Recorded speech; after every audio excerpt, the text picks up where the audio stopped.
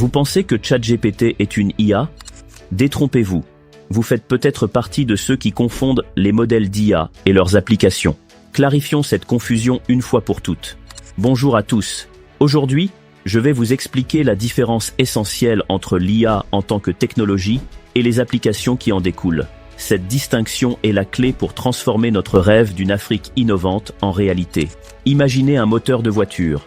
Seul, il ne vous emmènera nulle part. C'est l'intégration de ce moteur dans une voiture complète qui le rend utile. Eh bien, l'intelligence artificielle, c'est un peu pareil. L'IA est comme le moteur. C'est une technologie de base, une source de puissance.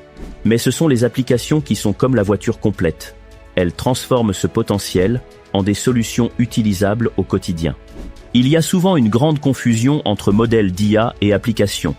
Beaucoup de gens citent des applications célèbres comme si elles étaient des modèles d'IA. Alors, clarifions cela. Prenons quelques exemples.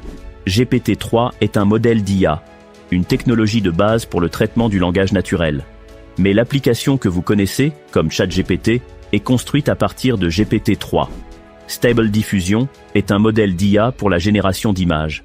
Mais les outils comme DALL-E, Midjourney ou Leonardo.ai sont des applications qui rendent cette technologie accessible à tous. BERT est un autre modèle de traitement du langage naturel, et il est utilisé dans des applications comme Google Search pour améliorer la compréhension des requêtes. ResNet est un modèle de vision par ordinateur utilisé pour la reconnaissance d'images, et il est à la base d'applications telles que Facebook Photo Tagging, qui identifie automatiquement les personnes sur vos photos. Whisper est un modèle de reconnaissance vocale qui permet de transcrire la parole en texte. Des applications comme Otter.ai et Siri utilisent ce type de technologie pour comprendre et transcrire la voix humaine. Dans chaque cas, il y a un modèle d'IA, la technologie brute, qui est transformée en une application pratique utilisée par des millions de personnes.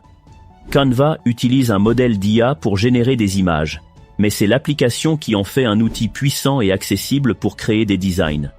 Cette distinction est cruciale pour l'Afrique. Pour devenir des créateurs au lieu de simples consommateurs, nous devons voir l'IA comme un outil à partir duquel nous développons nos propres solutions adaptées à nos réalités locales. Que ce soit en agriculture, en santé ou dans d'autres secteurs, l'Afrique a le potentiel de créer des solutions qui prennent en compte nos spécificités climatiques, culturelles et linguistiques. Une autre raison pour laquelle nous devons créer nos propres applications est que les solutions importées ne tiennent pas toujours compte de nos réalités. Pensez aux applications de reconnaissance vocale, souvent conçues pour des accents européens ou américains.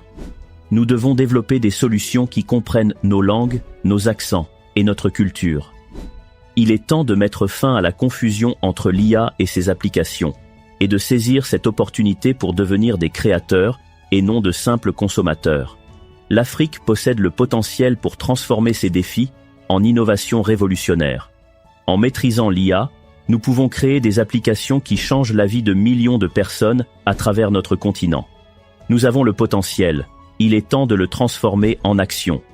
Si cette vidéo vous a inspiré, partagez-la autour de vous. Abonnez-vous et rejoignez le mouvement pour une Afrique créatrice et innovatrice. Ensemble, nous allons redessiner l'avenir de notre continent. Je suis Guy Wasseux et c'est le moment d'agir.